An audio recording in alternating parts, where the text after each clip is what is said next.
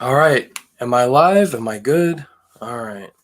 Sorry about that earlier, guys. The camera angle was completely wrong. I apologize about that.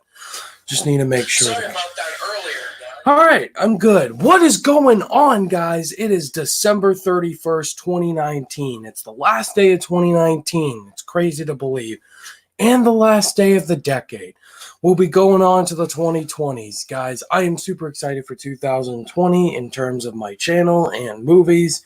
It's crazy. But if you're just tuning into this live stream, if you're new here, feel free to click that like and subscribe button for more reviews, reactions, rankings, for more movie content. And I apologize about what happened earlier, but just the camera angle was wrong. So, anyway, guys, as you can see by the title, if you're watching this video later, I am going to be doing a ranking of every single movie I have seen in the year 2019. That is 125 total movies. Now, this is not my idea.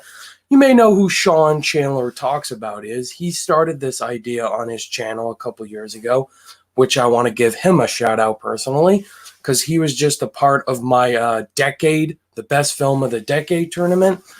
And he came up with this idea of ranking every single movie he saw in a specific year. That's over 100 movies. And so I thought to myself, I want to do that this year on my channel.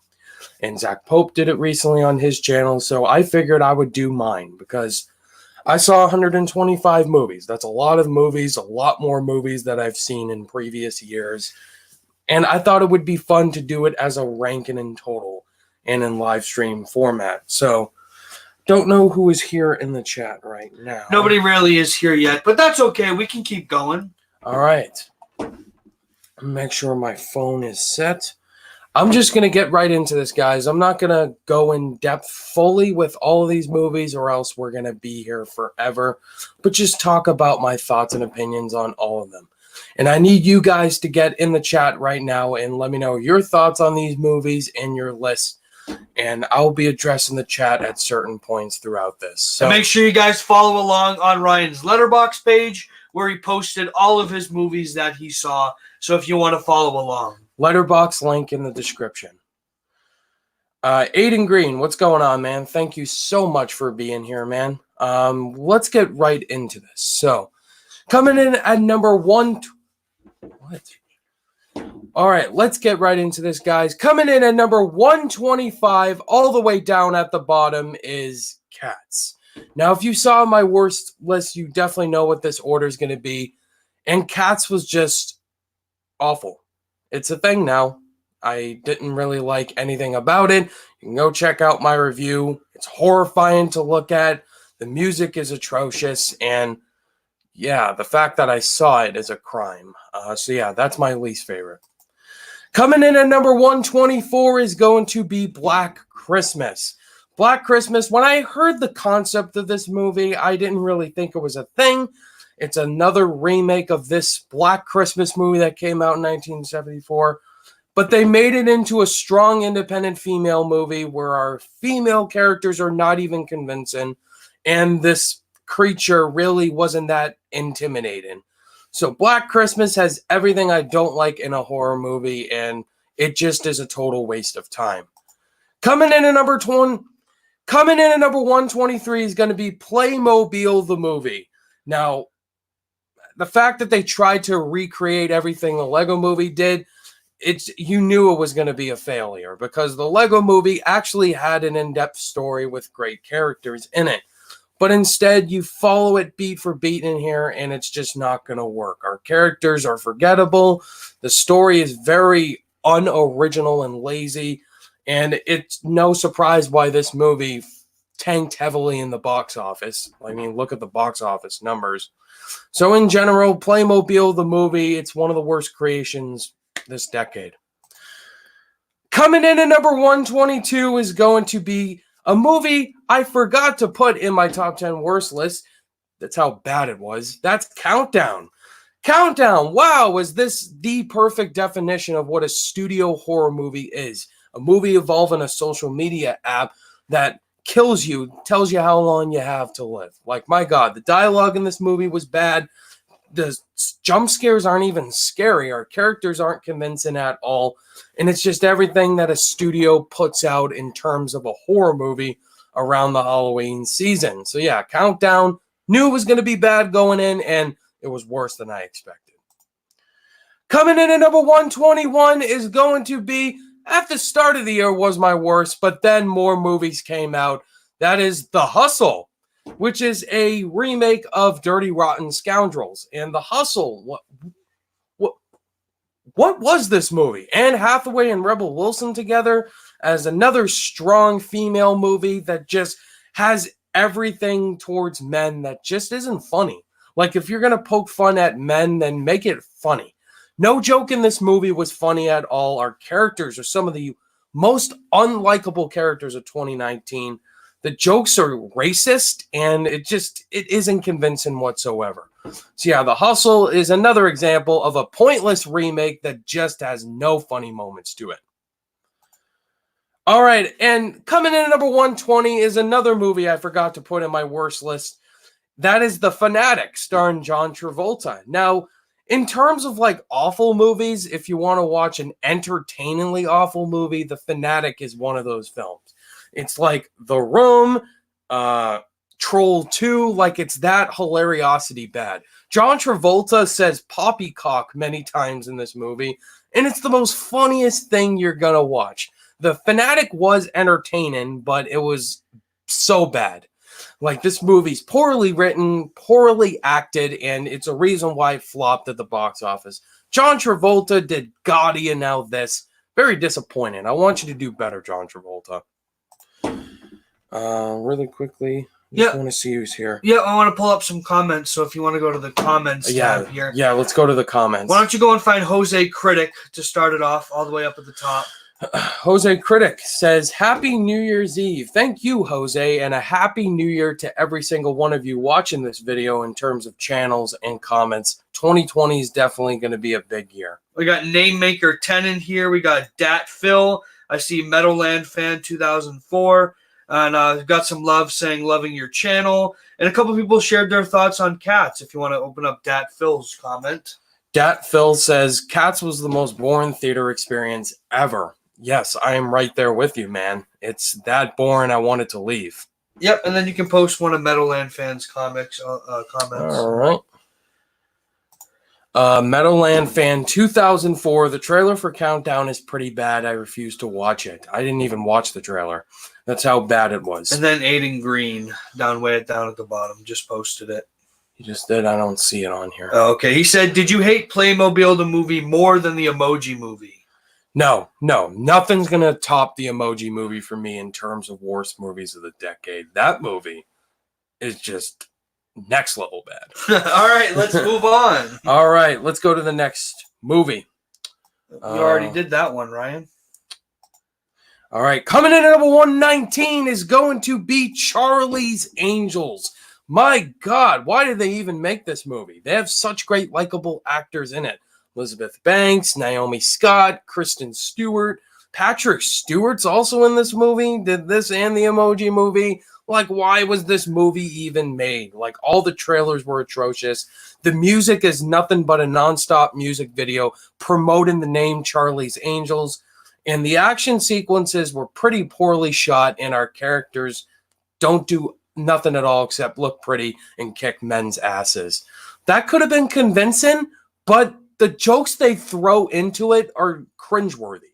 So this movie's cringeworthy. Coming in number 118 is going to be one of the biggest disappointments of the year, Gemini Man. Now, Ang Lee is a great filmmaker. He did Life of Pi, Crouching Tiger, Hidden Dragon, and you have Will Smith, double Will Smith in this movie. And this movie was so bad, it took decades to even make it. They just had to get the visuals right, and some of the visuals did look good in this film, but not that great. Will Smith is fine, but again, the script is god-awful. And you have Clive Owen as this villain. Just nothing makes sense in this movie. It should have came out as like a 90s blockbuster rental. Coming in at number 117 is going to be another unnecessary sequel, 47 Meters Down Uncaged. I didn't like the first 47 meters down. I thought it was a very typical shark thriller. And this one is like that, but just dumber. It tries to fleshing out human characters, try to give them a backstory. And while I do like backstory, this backstory you don't care about in this type of shark film. Want more of that shark biting at these girls, and there's not enough of it. And it's not convincing. It feels like that it just feels like that typical studio film that just puts out a straight to DVD shark film. So, yeah, 47 meters down on Cage was just not good. Coming in at number 116 is going to be The Lion King. Now, I knew this movie was going to be bad going into it, but I didn't think it would be this bad to make my worst list. Now, The Lion King 2019 is a shot-for-shot remake of the original and with no emotion. Like, if you are going into this movie for the first time, you need to know this is a shot-for-shot remake with no emotion. Who thought it was a good idea to put actual lions and think they have real emotions? That's not how it works. And the voice actors they brought back in here or brought into, like James Earl Jones, feels like he's reading a bedtime story and just doesn't sound like that Mufasa we remember. Donald Glover and Beyonce, when they sing Can You Feel the Love Tonight, it doesn't make sense at all. And I don't like Scar in this movie at all with Chiwetel Ejiofor. Just this movie was beyond pointless and just a big cash grab moneymaker. And that's exactly what it was. It didn't really do much for me. But we have some people sharing some thoughts here comments. if you want to jump over. Starting with Namemaker 10. Don't know if that comment's popped up down at the bottom. I agree with a lot of your least favorites. I hated Gemini Man. Playmobil was god-awful, and I hated 47 meters down. But The Lion King that low, I'm surprised. I didn't think it was that bad. Yeah, for me, I just did not like this movie at all. Seeing it a second time, there are worse movies for sure, but if you enjoyed this movie, that's fine. That's your opinion, but I just did not like it at all. Yeah, we got 3 more people down there saying Meadowland, Jose Critic, and Aiden Green all didn't hate it. They enjoyed it. Someone said it was decent. So it's all over the place. Yeah, everybody has mixed opinions all around, and I just don't understand the point of this movie. We knew it was coming out, but it was a lot worse than I expected it to be. Like, if you're going to watch The Lion King, which one are you going to watch? The original. Yeah. Like, if you have kids, just show them the original. Like, that's the movie to watch. Yeah. All right, let's go to the next movie. Coming in at number 115 is another movie I didn't think was going to be that bad, but it was a lot worse than I expected it. That is Dark Phoenix, the final film that Fox did with the X-Men. Dark Phoenix went in so many different directions. It tried to bring the Phoenix Saga back, but once again, they just don't understand the different Phoenixes at all. Man, the characters, the actors in this movie are trying their best, but they're just given an awful script. Like, Fox just decided, we're done with X-Men, so let's just pour this out. We don't care if it gets bad reviews or not, because it's going to Disney anyway. So, yeah, they need to actually have a great plan set for the X-Men, and I think Disney will do that better than this movie. Awful. Coming in at number 114 is going to be The Kitchen. Now, The Kitchen is a comic book-based adaptation, and I just didn't really like the direction they went with this movie. You got Melissa McCarthy, Tiffany Haddish, and Elizabeth Moss as these 3 women who are pissed off at men because they're not paid enough and all that, and it's a crime movie. It tries too hard to go that Scorsese route, and it just does not work, like Taxi Driver. And I just didn't really like a lot of the subplots in this film. I forgot a lot of things about it. And yeah, there is a lot of potential for this movie. Really enjoyed the cast, but they just didn't go anywhere with it.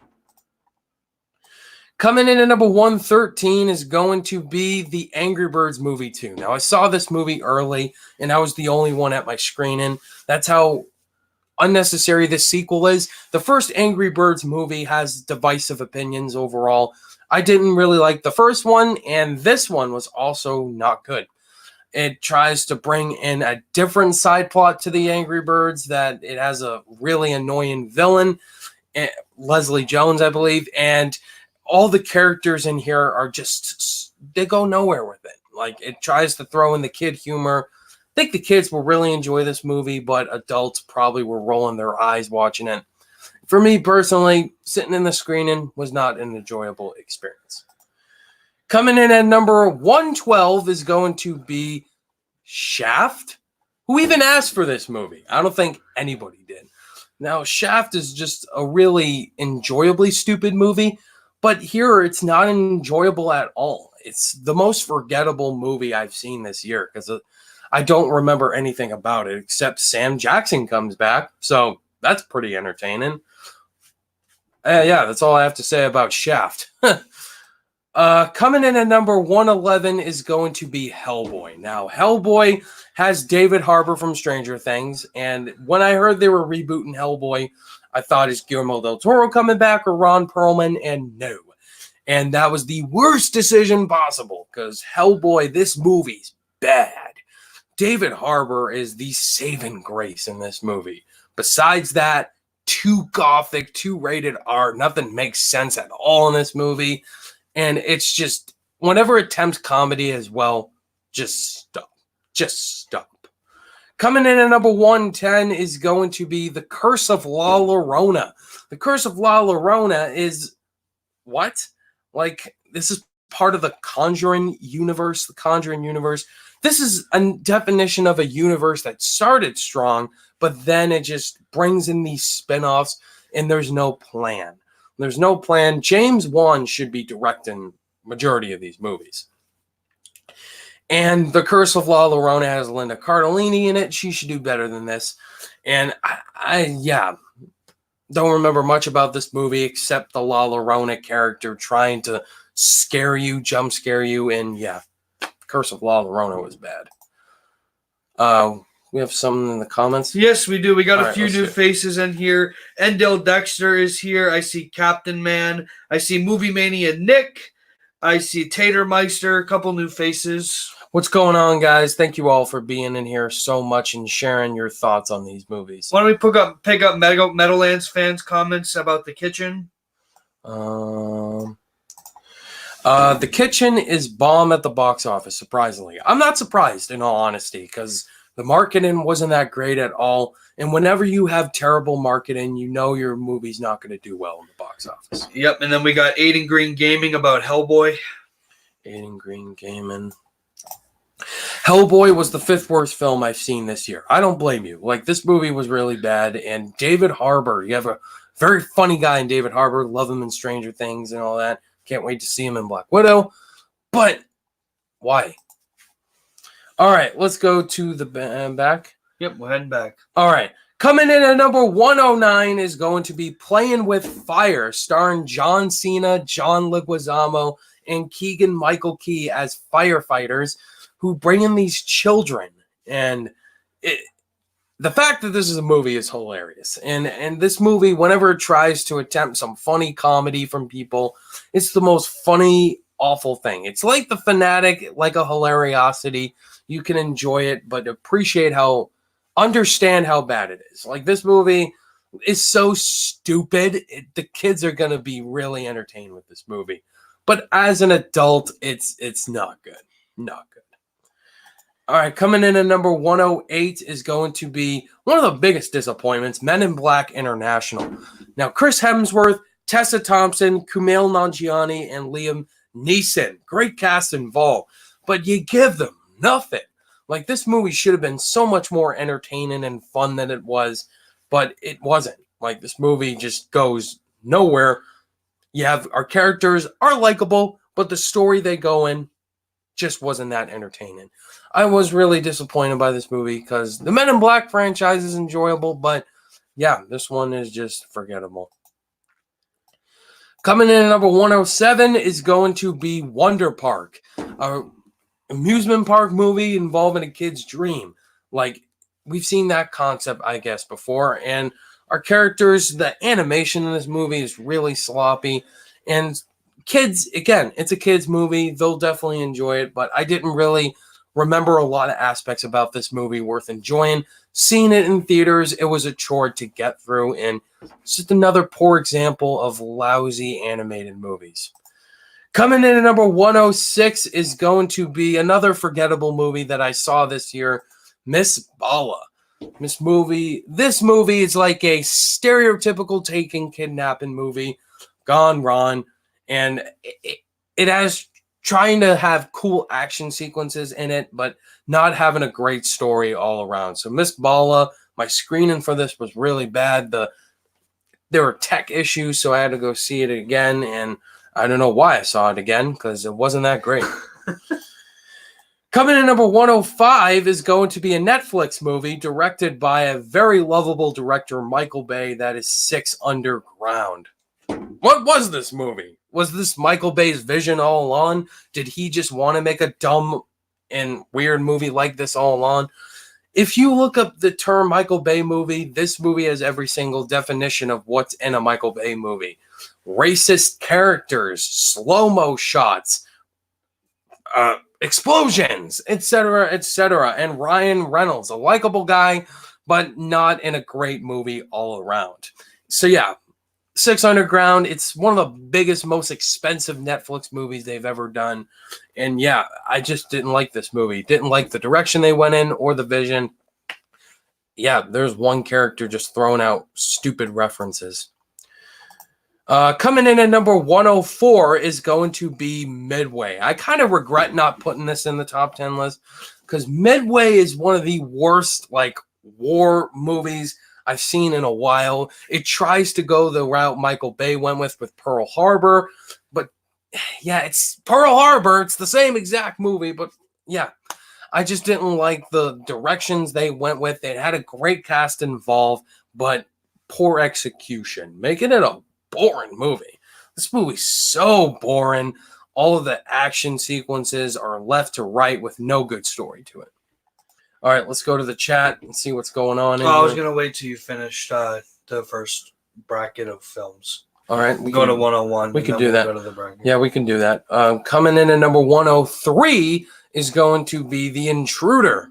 The Intruder starring Dennis Quaid. Yeah. I kind of knew this movie would be bad going into it, but I was pretty entertained at certain sequences. Dennis Quaid is super over the top, but he is entertaining to watch. But Megan Good, just not good. Her character's stupid, and the sequences involving him breaking into their house, being a stalker, it's just something we've seen before from Screen Gems. So The Intruder goes here. Coming in at number 102 is going to be one of the first dog movies I've seen this year. A Dog's Journey, also starring Dennis Quaid. What was this movie? Why do these dog movies keep coming out? What's so entertaining about them? So it's just the studio's attempt of trying to make dogs very cutesy, and overall, yeah, you just want to shoot your eyes out that you saw this movie. Coming in at number 101 is going to be the first film I saw in 2019, Escape Room. Escape Room, it had a cool concept to it, but a typical generic bad horror movie filmmaking route. All the characters are forgettable and unlikable to the point where you want to see them die. And it had Taylor Russell, who was in Waves most recently. That was a way better performance. But it does the thing I hate the most in these types of movies. It sets up a sequel. And now a sequel is coming out. So yeah, Escape Room. I like Escape Rooms personally, but not really this movie in the direction they went in. All right, so we finished the first banner. Yes, now we can go to the chat. Yep. So first we have 21 people here. Thank you all. Thank you all, 21, for being here. We Thank appreciate it. You so want to much. scroll up a little bit and go to Jaden's movie reviews, where he talked about Playing with Fire. Playing with Fire, I liked it and I hated it. So you can like the movie overall by how entertainingly bad it was, but you hated the movie all around. Yep. And that's how I felt with this movie. The comment right under that for Namemaker 10. I personally liked Men in Black International a lot. I thought it was a fun action movie. Yeah, I respect your opinion, man. But for me, I just didn't really like the direction they went with it. And now we can go down to the Jose Critics comment. Wonder Park is my biggest disappointing film of the year. I didn't really have expectations going into that movie. I didn't know what to think, in all honesty. But yeah, it is pretty disappointing in terms for kids movies. Next, we can go to Captain Man's comment. Captain Man says, do you think John Travolta still has some magic hidden inside of movies, or do you think his magic is gone? I really want him to have a redemption performance, just like Pulp Fiction. Hopefully, like Tarantino can bring him in for his final movie. I don't think that's going to happen. As far as the magic, yeah, I think it's gone for John Travolta. Right, and then we can go down to Damian Scott, all the way down about Dragon Ball Super Broly. Scott says Dragon Ball Super Broly was the first movie I saw this year and my favorite of the year. Haven't seen that. Not a big Dragon Ball fan all around. And finally, Matthew Kircher. Matthew Kircher. All the way down. Where's his comment? I don't see it. Or here it is. Who do you blame for the Lion King reboot? Jon Favreau or Disney? Disney. It's not Jon Favreau's fault. This movie was bad. It's just Disney making this movie, thinking it would have a cool fan base. Like, if you're going to introduce your kids to the Lion King, just show them the original. Like, not this lousy shot-for-shot remake. You know what I mean? All right, let's go back. So now we finished this bracket. Now let's go to the next one. Coming in at number 100 is going to be The Addams Family. Now, this is one of the biggest disappointments for me. You take an awesome concept like The Addams Family. You could have done a stop-motion animated movie for this, but they just went straight animation and making it a lousy Halloween movie in terms of our characters in it. And I really enjoyed some scenes, but some scenes all around, the characters really go nowhere. There's an over-the-top villain character that ruins the enjoyness of it. So I didn't really enjoy The Addams Family. And coming in at number 99 is The Other Dog movie, and one of my most viewed movie reviews of the year is A Dog's Way Home. Dog's Way Home, I don't remember anything about this movie except Bryce Dallas Howard voices the main dog, and it's about him going on a journey to find his owner. We've seen that before. Coming in at number 98 is going to be Anna. Now, Anna, it takes the stereotypeness of, it takes everything from the John Wick movies and Atomic Blonde mixed into one, and you have Anna. Really boring characters in here. Luke Evans is in it. His character is really predictable by the end, and Helen Mirren as well. So yeah, I enjoyed the action sequences in Anna, like that restaurant fight scene that you saw in the trailer. They should not have shown that fight scene in the trailer because that was the best scene in the movie. Like, I don't like it when trailers show the best scenes in the movie, like showing too much. So, and the main model girl plays Anna in this movie was really terrible acting wise. Whenever you have really hot supermodels as lead characters, except Gal Gadot, that's the only one that worked, it's not going to go well. Coming in at number 97 is going to be the live-action adaptation of Dumbo. Now, this is another very disappointing installment because Dumbo is so cute. It's so adorable from the 1941 short animated movie. And then they bring Tim Burton to direct the live-action remake. And this movie, it does have different elements from the original, but the different routes they went in don't work or they don't make sense. Like, Michael Keaton's character doesn't make sense at all. Danny DeVito was the best, but it takes everything that you want to see from the original, like the Baby Mine song. They completely obliterated that song. That was my biggest issue. So yeah, overall, Dumbo 2019, it's a one and watch done. Didn't really enjoy the new directions they went with it. Coming in at number 96 is going to be Angel Has Fallen, the conclusion to this Fallen trilogy.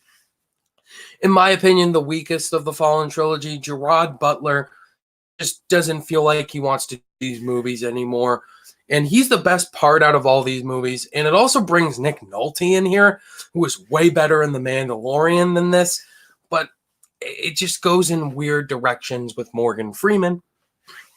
And it brings in a plot line we've seen many times before about the main character being viewed as the bad guy, and now the organization is hunting after him. We've seen that many times before, and it just goes in lazy directions. Do you need water? I'm okay. Coming in at number 95 is going to be Dora and the Lost City of Gold. Now, when I saw the trailer for this movie, I didn't know what to expect. going in. You have Isabella Munner. She's a great actress. Loved her in Instant Family. But this movie was weird. Michael Pena was weird in the trailer, and he was weird in here. It has a twist that's like, what? So yeah, overall, Dora and the Lost City of Gold, you want this to be a mindless, entertaining kids movie, but it's more for them, but not for me. Anything in the chat? Yep, that means we're going to head to the comments, give your voice a little bit of a break. We're going to go up a little bit to where it says Name-Maker 10, talking about his thoughts on the Addams Family.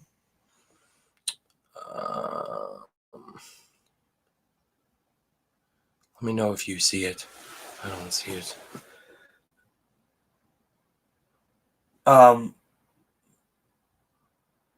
Did I pass it? I can't really see it, to be honest with you, so I guess we're just going to have to go down to the bottom. Let's go to Dreary Doll's comment. Overall, what did you guys think of 2019 as a year in film? I think it was a great year for film, personally. Way better than last year. Honestly, the last half saved it. We can go to Meadowland Fans comment.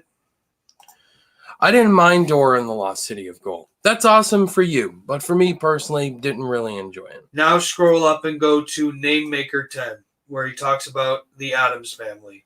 And he thought it was decent, but the live action one's better, and I didn't hate it, and I don't really know if it was disappointing. You also have Trey Max Fun saying Addams Family was enjoyable, but then you also have the Jose critic saying it was the weakest animated film of the year. For the Addams Family? Yeah. So mixed thoughts. Yeah, everybody has mixed opinions on this movie. It was divisive when it came out, but yeah, it had potential. It did have potential, but I just didn't like the direction they went with it. Coming in at number 94 is going to be a film I saw recently, The Beach Bum, with Matthew Vaughn. This movie was stupid. Just all around stupid. Just what was the concept for this movie? What was the direction they wanted to go with it? Matthew McConaughey as a really unlikable character. Being weird like a weed smoker. So yeah, Snoop Dogg's in this movie. It's very weird. This movie went in crazy directions and nothing makes sense about this movie. Coming in at number 93 is going to be another Matthew McConaughey movie, that is Serenity. Serenity, I saw this at the beginning of the year. It is really bad in terms of the story it went in. And it's like, what was this movie? What was the point in making it? Was it to make a easy buck at the box office? But don't know the vision of this movie. Matthew McConaughey's fine, Anne Hathaway's fine, but I just don't understand what was the point and what was the message they were trying to go at. Coming in at number 92 is going to be 21 Bridges, produced by the Russo brothers, starring Chadwick Boseman and J.K. Simmons. Chadwick Boseman is the best part of this movie. I also like Stephen James in here. It has some cool cop parts to it, but it has a twist as well that doesn't make sense. And you have J.K. Simmons and Keith David. They were fine in here. But if the Russo brothers directed this movie, how much different would it be? That's my question. Coming in at number 91 is going to be another cop movie, Black and Blue. Black and Blue had another cool concept to it. And yeah, Naomi Harris in it. I really like her as an actress. Tyrese Gibson as well as in here. But it just goes in a direction we've seen before. The cop is being blamed as the bad guy, and now the cops are chasing after her. She has to prove her innocence. And it had cool concepts to it, but the story they went in and the directions just felt very stuff we've seen before. Coming in at number 90 is going to be Maleficent, Mistress of Evil. Now, the first Maleficent movie is my least favorite live-action Disney remake, and the best part of these movies is Angelina Jolie. She's really great as Maleficent. Michelle Pfeiffer was also a cool addition in here, but she's doing her best Cersei Lannister impression. Twists they go in are very predictable. Elle Fanning was better in here than in the first Maleficent, but honestly, it's just the same movie, but in a different direction. So yeah, it's just very bland. Coming in at number 89 is going to be Annabelle Comes Home. Another very disappointing movie because Annabelle Creation was a surprisingly good movie. And this movie just didn't go anywhere with it. It's in a house the whole time, and the Annabelle doll comes in when it wants to. And our characters aren't that likable. Madison Iceman from Jumanji and McKenna Grace, but some cool shots in here, but very stereotypical, not scary movie. Coming in at number 88 is going to be The Secret Life of Pets 2. I also saw this movie early thanks to Fandango. Didn't really like the first Secret Life of Pets, the biggest Toy Story ripoff. But this sequel is better, but not saying much because it's just slightly better. Harrison Ford, the new character, the new dog that gets introduced in here, is the best character in the movie. Like his character, I really enjoyed him and some of the things he says to our main people. But then we go on this really stupid saving a white tiger subplot that just doesn't go anywhere. And yeah, this movie is just from Illumination Studios just to make another sequel because the first one did good. So, all right, let's go to the chat. All right, let's first head up to Endale Dexter's first comment asking about your Blu-rays. Endale Dexter says, how many new Blu-rays did you get this year? I got a lot. I can't even count how much new Blu-rays I got this year. Probably 100. I don't know. But stay tuned for... But hey, yes, thank you. Stay tuned to my Blu-ray collection video, which comes out every single year in the month of January. So coming up very soon. Yes, coming up very soon. Yep. Let's go to Trey Max Fun's comments about Maleficent. Trey Max Fun says, I really enjoyed Maleficent too. I know some people really enjoyed it as well, but there were also people that didn't enjoy it. I did like it more than the first one, but it's just the same movie, but just goes in those directions I didn't really enjoy. The comment under that, Name Maker had a question for you. Haven't seen Maleficent, but I might. Is it worth it?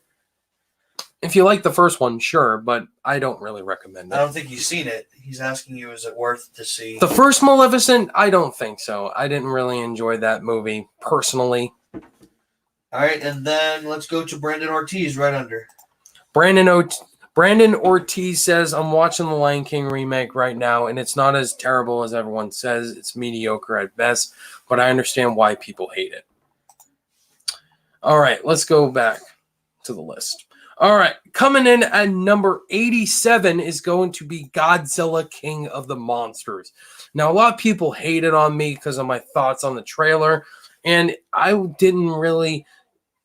enjoyed it more than the first Godzilla, I'll say that. And it had a lot better monster battles in here, but it goes in the same directions with the characters trying to set up for a sequel. I'm interested to see what they do for the sequel in here in Godzilla vs. Kong. But really, there's still not enough monster goodness, and that's what we want to focus on. Not this unnecessary subplot involving Millie Bobby Brown and Vera Farmiga and their family problems.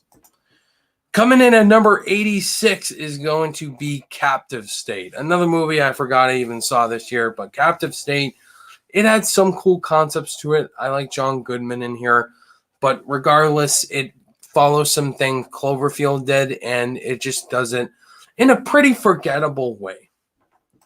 Coming in at number 85 is going to be What Men Want. Kind of the same premise to What Women Want. But What Men Want, it's funny at times. I like Taraji P. Henson in it, but I don't really like some of the directions they go with it. It had some cool concepts, but some of the comedy didn't work all around. Coming in at number 84 is going to be a Stephen King adaptation on Netflix, In the Tall Grass. In the Tall Grass, check this out on Netflix, and I enjoyed some parts to it, but in terms of Stephen King adaptations, it's pretty disappointing because there are some great movies he's done. But the directions they went in here, Patrick Wilson was probably my favorite character in here, but again, didn't really enjoy the subplots involving family issues. Coming in at number 83 is going to be Rambo Last Blood, the final film in the Rambo franchise.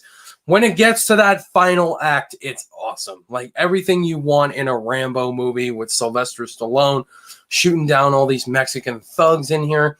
And the first two acts, honestly, you can just skip and just go to the final act because you're waiting for that Rambo badassness. He's kind of hung up the Rambo knife and try to settle down and have a family. But regardless, the second act saves it. Coming in at number 82 is going to be Invader Zim Enter the Florpus. Invader Zim, I was a huge fan of when I was a kid, and Netflix decided to do a movie to this. And it's pretty entertaining at times. I did enjoy this movie from time to time. The villain aspects were pretty cliche, but I enjoyed some of the Invader Zim comedy in here. Coming in at number 81 is going to be the Child's Play reboot from 2019. Mark Hamill as Chucky. Now, Mark Hamill was really great as a voice, as the Joker, and as Chucky. He's just as creepy and intimidating. All those Chucky scenes were pretty entertaining, involving the one during Christmas time. But you involve in this stupid subplot, involving this stalker guy, just doesn't go anywhere with it. And you want more of that awesome Child's Play stuff you remember from the original movies. Coming in at number 80 is going to be Yesterday, a very disappointing movie. Danny Boyle did Slumdog Millionaire, and you expect better than this. And Lily James was the best part of this movie, and Ed Sheeran's randomly in this movie. And Yesterday, it had some cool songs in here, but just not a memorable movie at best. Pretty disappointing. All right, let's go to the chat. All right, starting with Meadowland Fan 2004's comment. His comment right under my last one about Stephen King. Did you see another Stephen King worst movie, The Mist, from a couple years ago? No, I have not seen that one. And then we can go to Lighthouse Pictures question. Comment. Lighthouse Pictures. I think we had better films at the beginning of the year. I think the last half of the year, personally. And then we can go to Trev Max's Funds comment down at the bottom. I don't know if you saw it. I recently just watched Yesterday. It's one of my favorite films of the year. That's awesome. All right, let's go back to the list. Coming in at number 79 is going to be The Upside, starring Kevin Hart and Bryan Cranston. Very weird, odd matchup in here, but I enjoyed some parts of The Upside. I thought Bryan Cranston and Kevin Hart's back and forth were awesome in here. And Nicole Kidman as well. They could have done more with her. It's a true story. It kind of follows similar beats. And I just really enjoyed some parts, but other parts didn't really work for me. Some of the comedy didn't work all around, but if you're looking for a fun, entertaining movie, definitely check out The Upside. Coming in at number 78 is going to be Ma, starring Octavia Spencer. Octavia Spencer, just as promoted in the trailers, is the best part of this movie. She was so over the top and funny. Like, the teenage aspects you can completely forget about and just watch it for her, because she goes in some really dark ways that are hilarious. Coming in at number 77 is going to be Ad Astra, another divisive movie. People love this movie, are putting in their top 20 or top 10, and I don't see that at all. I thought Ad Astra was really sloppy and disappointing. Brad Pitt is really great in the movie. He's better in another movie, but the directions they went with it, they throw in Mad Max stuff on this moon planet, and it just goes in crazy, weird directions. They have this McDonald's on Moon Planet, like some weird stuff in this. Really? Movie. Yeah. They try to make this future world in outer space, but I know a lot of people are going to hate on me saying, Ryan, you don't understand this movie. I can't understand that criticism when people say, you don't understand this movie. They use that as a very stereotypical way. I don't like that. But for me personally, Ad Astra had a lot of potential, but I just didn't really enjoy the overall plot. Coming in at number 76 is another divisive movie I don't understand why people love, Midsommar. Directed by Ari Aster, who did Hereditary, which is one of my favorite horror films of the decade. And I enjoy the cinematography in here. I enjoy Florence Pugh. She's really great in this movie. But regardless, Midsommar just went in those crazy routes of The Wicker Man. Just different. So overall, Midsommar, I didn't really enjoy the directions they went with it. And the ending shot was pretty much okay. So yeah, Midsommar. I need to watch it again personally. I do want to watch it again at some point. All right, that's it for this. All right, let's go up to The chat. Captain Man's comment. Captain Man's comment. Captain Man, what was the best and worst month for movies? Oh man, that's hard. Yeah, off the top of your head, that's kind of hard. I don't know. October. Let's go with October. But actually, Ryan, a lot of people are agreeing with you on your thoughts on both Midsummer and Ad Astra. A lot of people saying it was boring. And we can pull up Name-Maker's comment about his friend. Name-Maker. Yep, that was the one. You just had it. Oh, I have it? My friend is watching. My friend is watching Midsommar, and he said he's loving it, and he's telling me to watch it, so I might. So would you recommend it? You can watch it if you want to, but as far as me, watch it to form your own opinion. That's what I'd say. All right, let's go back to the list. All right. Thank you guys so much for tuning in here, by the way. Yeah, 20 of you in here. Thank you. Coming in number 75 is going to be Motherless Brooklyn.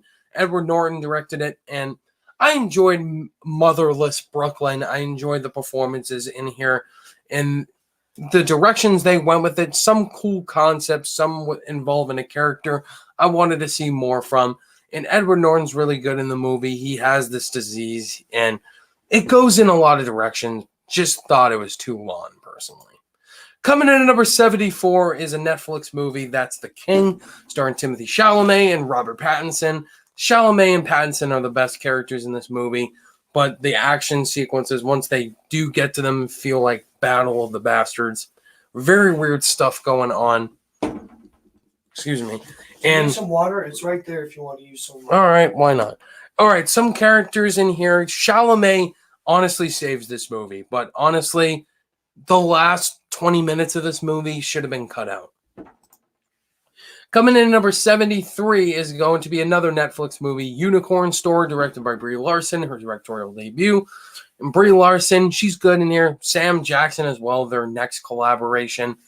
And it has some weird, interesting stuff in here. Some cool creative concepts that I did enjoy.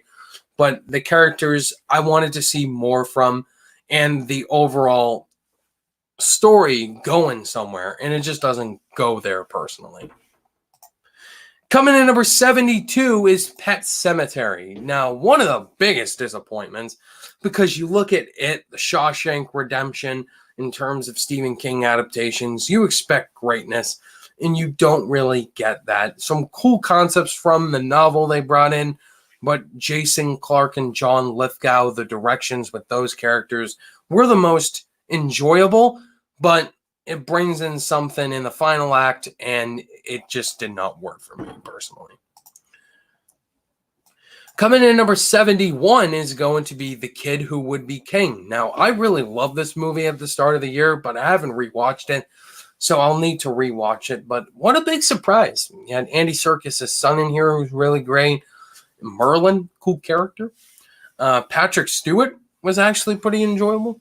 And some of the action sequences felt like that fantasy you would want to see now. So some of those cool, creative fantasy concepts I really enjoyed in here.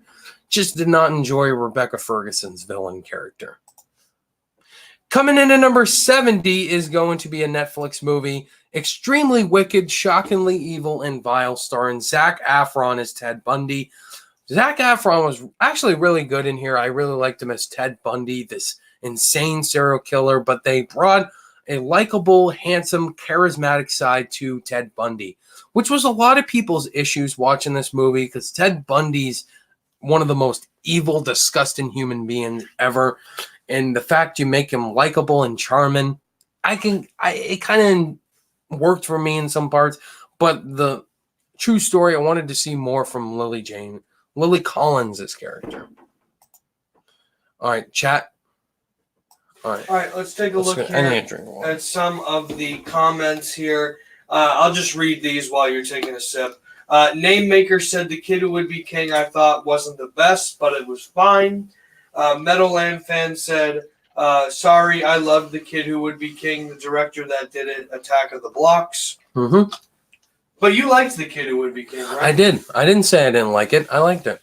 And we also have Future Filmmaker in here. Future Filmmaker, what's going on, man? Happy New Year. All right, let's continue on with the list, guys. I'm super excited to get into the actual good parts of this list. Coming in at number 69 is going to be another Netflix movie directed by the guy who did Nightcrawler, Velvet Buzzsaw. Thinking back on this movie, it did have some bad elements, but not an awful, atrocious movie. It brought back Jake Gyllenhaal and Rene Russo, who were in Nightcrawler. And Jake Gyllenhaal is always great, despite if he's in a bad movie or not. But Velvet Buzzsaw just brought in a lot of weird directions to it, having Art Paytons being scary monsters. So yeah, Velvet Buzzsaw, it had some cool creative concepts to it, but I felt Dan Gilroy, he's better than this. He did Roman J. Israel, which wasn't that great as well. So you're expecting greatness after he did Nightcrawler. Coming in at number 68 is going to be Tolkien. Is it Tolkien or Tolkien? I'm not sure, but the guy who wrote the Lord of the Rings books. This was a true story of J.R.R. Tolkien, who we see his life, and we see his life with his love of his life, played by Lily Collins, and him going to school and trying to fulfill his dreams. Then he writes the most amazing Lord of the Rings books. And so this movie could have been so much better than it was. Nicholas Hoult was really good in it. But personally, it shows the man's life in an emotionless story. Like, I wanted more emotion from this movie, and I just didn't get it. Coming in at number 67 is going to be another disappointing sequel, The Lego Movie 2, the second part. Now, the first Lego movie, everybody can agree, what a total shock, surprise, how amazing that movie was, and the fact that it was getting a sequel now. And I saw this movie early screening to the Lego Movie 2, and it was a big step down from the first one. Some people actually really like this movie. I respect your opinion, but the jokes in here don't work as much as the first one. Some cool entertaining parts, some cool funny parts and creative parts, but the clone Emmett was stupid, and I only seen it once, so that can say something. Coming in at number 66 is going to be Captain Marvel, another chore to get through for an MCU film. Surprisingly, Brie Larson, all the controversy going in, it kind of made an effect on this movie personally. Brie Larson, as Captain Marvel, has potential, has a lot of potential, but the directions they went in here don't really work for the overall story. It makes Captain Marvel a really boring character.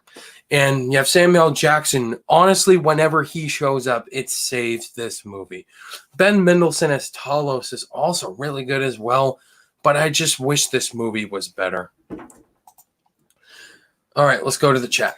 All right, let's go up to Future Filmmaker's second comment here saying, After was the worst movie of 2019. Stay away. After was the worst. I did not see the After, so I'll stay away.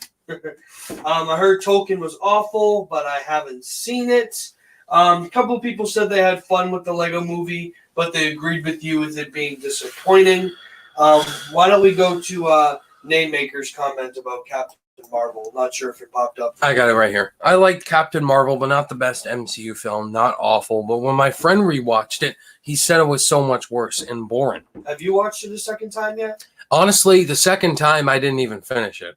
It was that boring. I said it many times. Like, not much entertaining parts to this movie. Do you agree? Yeah, I mean, I've only seen it once, so I haven't seen it that second time. But I when I first saw it, I was kind of just like bored. I'm really bored. You're not expecting that with an MCU movie. Coming in number 65 is going to be another disappointing movie, Brightburn. James Gunn produced this movie, and some of his cousins wrote it. And it's about what if Superman went bad? What if he wasn't good, but bad? Now, this sounded really an awesome concept, but it just didn't really have the ending that I wanted. And now I love the kid in here, Jackson A. Dunn. Some of the scenes in here really went there involving the car. Really cool action sequences in here, and it just didn't really work at the end of it. The story was really underwhelming, and our main characters could have been fleshed out more, but the action was awesome. Coming in at number 64 is going to be a Disney Plus film, Lady and the Tramp, another live-action Disney remake. And it is the same movie, but I actually enjoyed some parts in here. Tessa Thompson was great in here. And it just doesn't... Nothing really interesting happened with this movie. And some parts were funny, but again, it's everything you expect with a live-action Disney remake. And I can understand why I went to Disney Plus.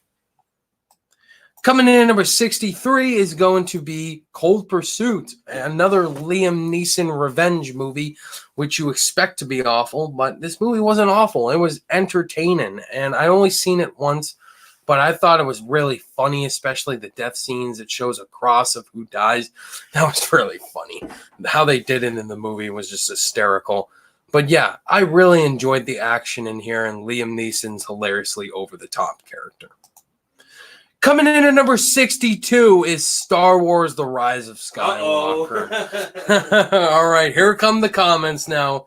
Now, Rise of Skywalker, man, this was the conclusion to the sequel trilogy, and I love Force Awakens so much. That's one of my favorite Star Wars movies. And then The Last Jedi, complete different reactions from everybody. Some people saying it's the worst Star Wars movie. I don't see that. I like The Last Jedi a lot, actually. And The Rise of Skywalker is by far the worst, the weakest in this trilogy. Rise of Skywalker, I need to see it again. I only see it once. And the characters in here, you know, Rey, Kylo Ren, the Emperor gets in here, and it goes, what? A lot of what moments in here for a Star Wars movie. I just wanted this movie to be great, you know? But it just didn't really go that route. I need to see it again, though. Coming in number 61 is going to be another Disney Plus movie. That is Noelle, starring Bill Hader and Anna Kendrick. Now, I enjoyed Noelle. I really like Anna Kendrick in here. She was like Buddy the Elf, Will Ferrell. And Bill Hader as well. Just playing typical Bill Hader. And it's about saving Christmas, going to save him. And Disney Plus not releasing this in theaters, and it just has all that fun Christmas spirit in here. Some parts didn't really work great. It is pretty cringeworthy with those CGI reindeers, but still, Noelle, it's fun. It's cute, right, Cody? Yeah, I enjoyed it. Coming in number 60 is going to be Happy Death Day to You. Now, the first Happy Death Day, I didn't really enjoy that much, and a lot of people loved it. And Happy Death Day to You is enjoyable more than the first one because it takes the same plot but does some cool creative things with it, making it different but hysterical. I actually really like Jessica Rothe in both these movies. And just the new directions they went in here were pretty entertaining and really funny. All right, let's go to the chat. We got some comments about Rise of Skywalker. Someone said Brightburn surprised them. Lady and the Tramp was charming. Naymaker said Lady and the Tramp and the original was one of his favorite all-time movies. What comment should I highlight? You should highlight SpongeBob Crocker's comment. Where is he? I'm looking for him. Where is he? Sponge Crocker. You have to point out, where is he? So he's kind of near the top-ish. You go up a little bit. Sponge Crocker. You just put an emoji, so it's not really in a comment. But I think it pretty much just summed up most people. I can't find it. You have to. All right. Well, Rise of Skywalker was epic. Someone said they enjoyed it. Damian Scott's comment says he loves Star Wars no matter what. Star Wars is Star Wars. But again, just another mixed movie in the trilogy. Yeah. So overall, if you love Rise of Skywalker, that's awesome. But I need to see it again personally. Didn't hate it. Right. And some people agree with you with Noelle being a decent little movie. Yeah. Coming in at number 59 is going to be Stuber. Now, Stuber, a lot of people are trashing on this movie. I don't see it. I really like Kumail Nanjiani and Dave Bautista in here. Some of the comedy really worked for me personally. I really thought it was funny. And then you have to bring in unnecessary subplots to ruin the experience of being a straight up fun comedy. But still, I really enjoyed Stuber. Batista has some funny moments, as well as Kumail Nanjiani. Coming in at number 58 is going to be Last Christmas, starring Emilia Clarke and Henry Golden. This movie, it is charming at times.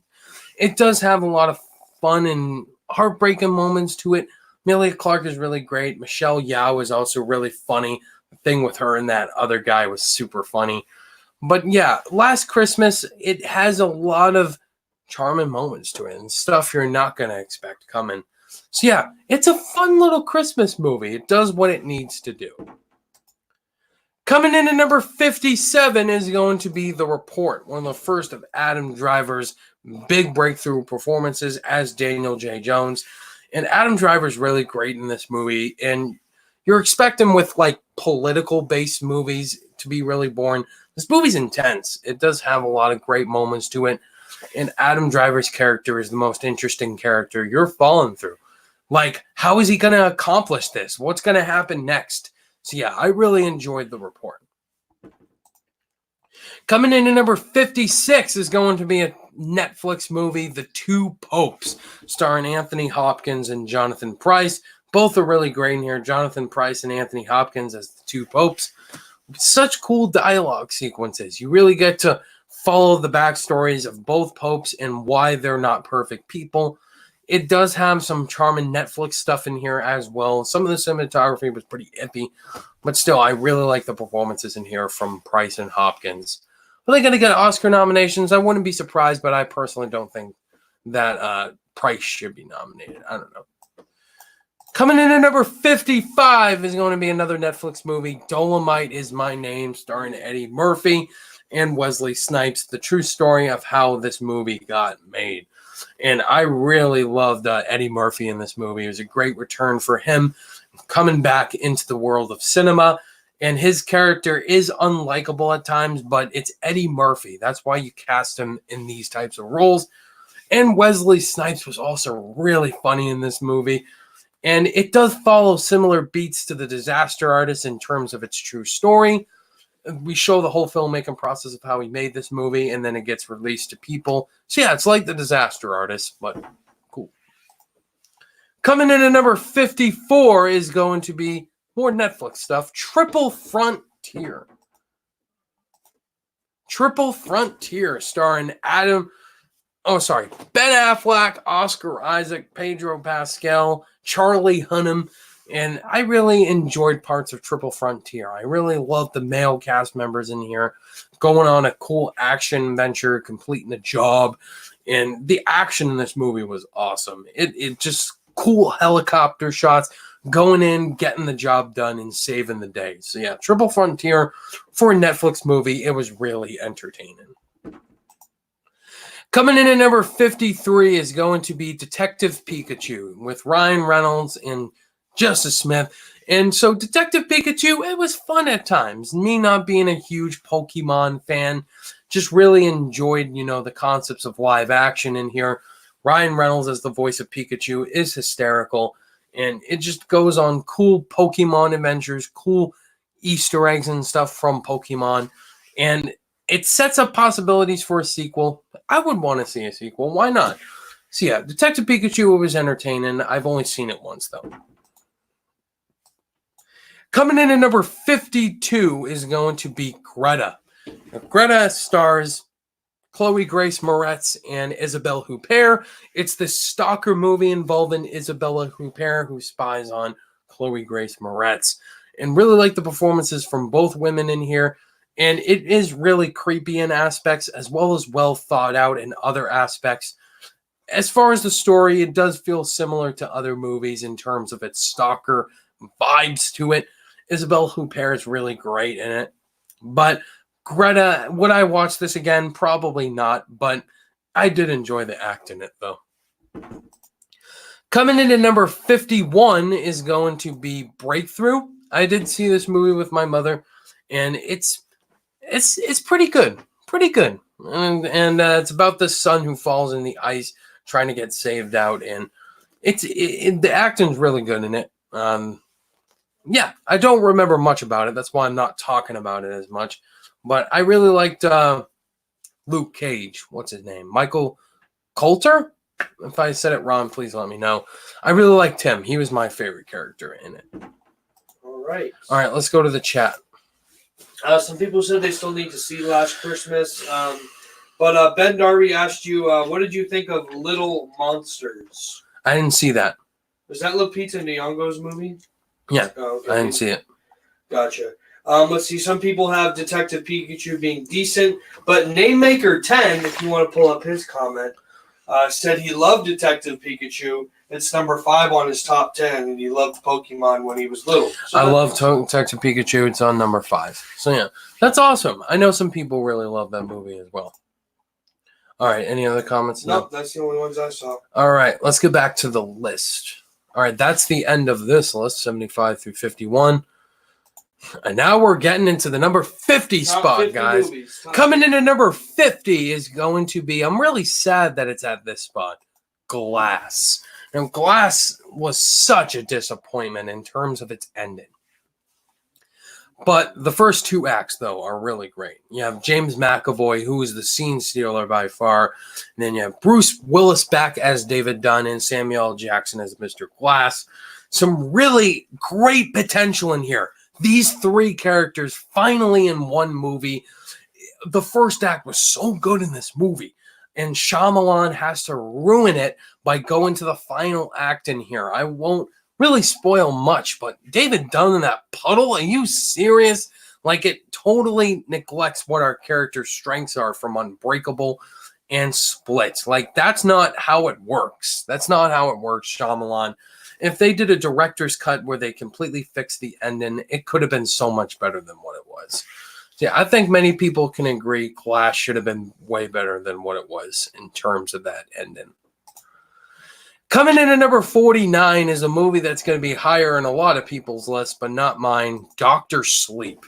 And Dr. Sleep, I really love Ewan McGregor as Danny Torrance, and Kylie Kern gives one of the best child performances of the year. The Shining's my favorite horror movie of all time. Like, you have high standards after that great movie. But this movie didn't do it for me. I didn't really like Rebecca Ferguson and the True Knots. They were very underwhelming villains. The abilities of Shining were the best parts of this movie, but it goes in directions. You're waiting for that Shining build-up, and then we get to it in the final act, which was the best parts of this movie. But it just didn't really work for me. I just wanted it to be so much more. I need to rewatch it, though. Don't hate on me. Coming in number 48 is going to be another disappointing sequel, It Chapter 2. It Chapter 2 is some of the best cast members of the year. I love James McAvoy. Bill Hader was the best part of this movie. And also Jessica Chastain. But you have Pennywise in here, who's only in it for like 15 to 20 minutes in an almost 3-hour long It Chapter 2 movie. And it just has those elements that you want to see more from in here. It has stuff from the original 90s miniseries, but it is better than that. Way better than that. But in terms of the story and direction, it just didn't feel earned. So, It Chapter 2, not awful. It is an enjoyable movie, though. Coming in at number 47 is going to be Scary Stories to Tell in the Dark. Now, everybody thought this movie would be garbage, but I didn't think it was garbage at all. I actually really enjoyed some parts of this movie. The Scary Stories part, Guillermo del Toro vibes to this movie, the monsters from the novel, the children's scary story books, and I just really enjoyed those aspects about the film. Some of the scares were really well cool. The kids were fun to watch. So yeah, Scary Stories to Tell in the Dark, it took a popular children's horror series and made it into a fun movie. Coming in at number 46 is going to be Terminator Dark Fate. And Terminator Dark Fate had a lot of hate around it. After it came out, a lot of people did not like the direction it took with the story, and it ruined the greatness of the first 2 movies. And I won't spoil it, but Tim Miller comes in after doing Deadpool and Terminator Dark Fate. Honestly, thinking about it now, it could have been so much better than what it was. Kenzie Davis was great. And then Linda Hamilton, the return of her as Sarah Connor was great. And Arnold was also, really loved the direction they went with him, making him completely different than any other T-800 we've seen. But if you look at the plot to this movie, it's the same exact plot as the other movies. Like, it doesn't really go in new directions like Salvation does.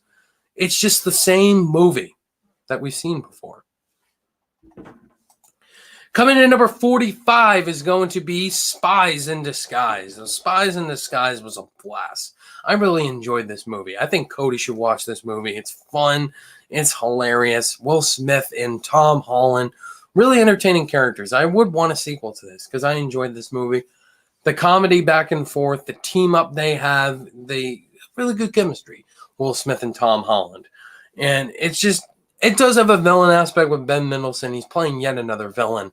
And yeah, I wanted it to be better than that aspect, but still, I was hilariously laughing during this movie in terms of Will Smith as a bird. Coming in at number, we have a lot of comments. Sorry. We do. Let's go back a little bit here. Let's see. We have Name Maker saying, "Don't hate me, but I've never seen The Shining." Wow, you definitely need to watch that, man. He also said Glass was disappointing. I love Split, Unbreakable, and this just sucked. Glass is underrated. Glass is okay. Let's see here. Dr. Sleep kind of disappointed me.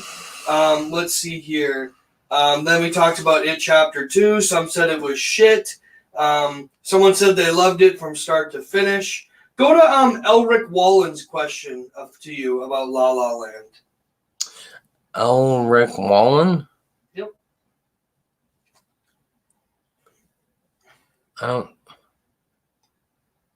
Oh, here it is.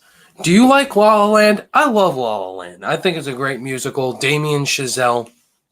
Really great concept they did with that movie, making it feel like a 1950s movie again. So yeah, I really love La La Land. 2 comments down, Ben Darby about It Chapter 2.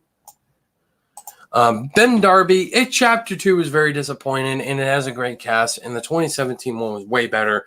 Did not live up to the standard of the first one, but I still enjoyed it. Bill Hader was great. Yes, I agree. And then you can go down a little bit to Tatermeister's comments. I can't believe you put that above Dr. Sleep in It Chapter 2. They were talking about Terminator Dark Fate. That's your opinion. That's your opinion. All right. Then, yeah, we're good. All right, let's get back to the list, guys. All right, coming in at number 44 is going to be Hobbs and Shaw, starring The Rock and Jason Statham, and just them having a comedy showdown. Who gets the best joke? And that's what you get in this whole entire movie. And Dwayne Johnson and Jason Statham, they really work well together in terms of comedy. And that's why they made a movie together. Like, they're entertaining, the best characters that are entertaining, Hobbs and Shaw. You also bring in Hattie Shaw, Vanessa Kirby, really badass character. And it's a fun adventure. It has great cameos in there. And yeah, Idris Elba is really super over the top, but I enjoyed him. But in terms of best movie overall, it's at this spot.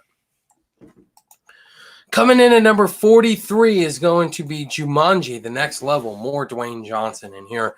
And I actually really enjoyed this sequel. The first one was way better, obviously, Welcome to the Jungle, and the original one with Robin Williams. But The Next Level, it takes the same plot, but puts it over its head.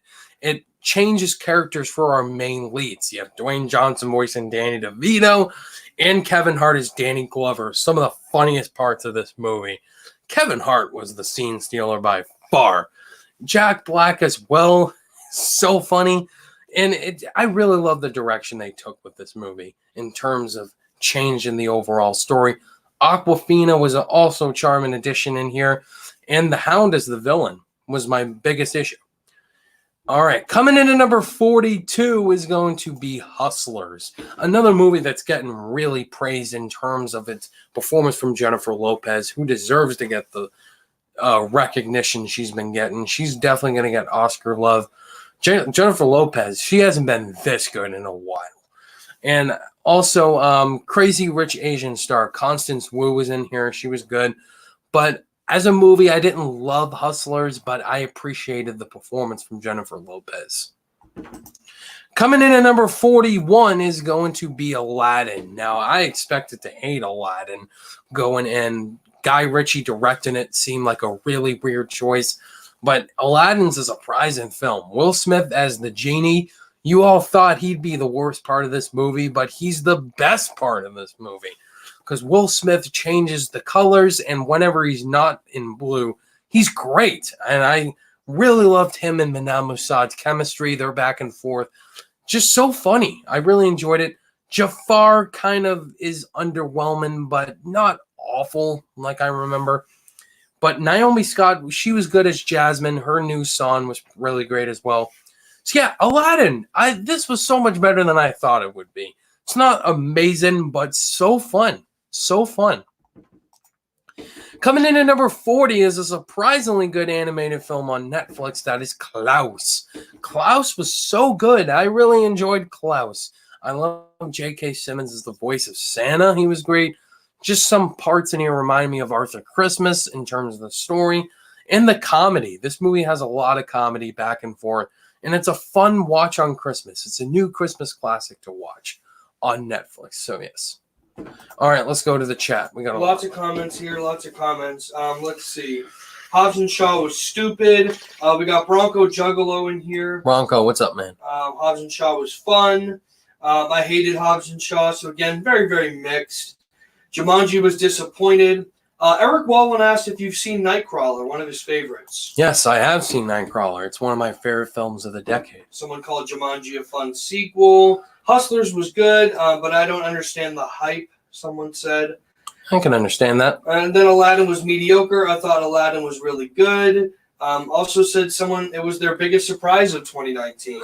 Any comments to highlight? I don't really see any to highlight. I'm just pointing them out right here. If you want to point out Trav Max or Ethan Parker, one of the two, up to you. All right, Trav Max says Klaus is my second favorite film of the year and the best animated film. That's awesome. I know some people are putting it in their best list. Overall, this movie was so fun and surprisingly better than I thought it would be. Ethan Parker also said Klaus should be higher. I can understand that personally, but making this list was really hard. Yep. And Ben Darby asked if you've seen The Bank Job. The Bank Job? No, I have not seen that. Hey, we got Drum Dums in here. Drum Dums? Lee, what's going on, man? He said, hey, Ryan, Happy New Year. Have a great 2020. Yes, thank you to you as well, Lee. Please go subscribe to Drum Dums if you guys haven't yet. He's a great YouTuber. Thanks for popping in. Thanks for popping in, Lee. Happy New Year, man.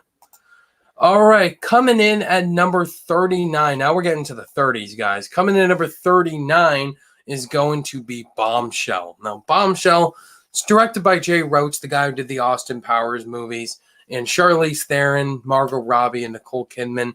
And the performances are the best part of this movie, and some of the disturbing vibes in this movie go there in terms of Margot Robbie. But yeah, I enjoyed the directions it went in. It's creepy and unsettling, but it has great performances in here, especially Charlize Theron.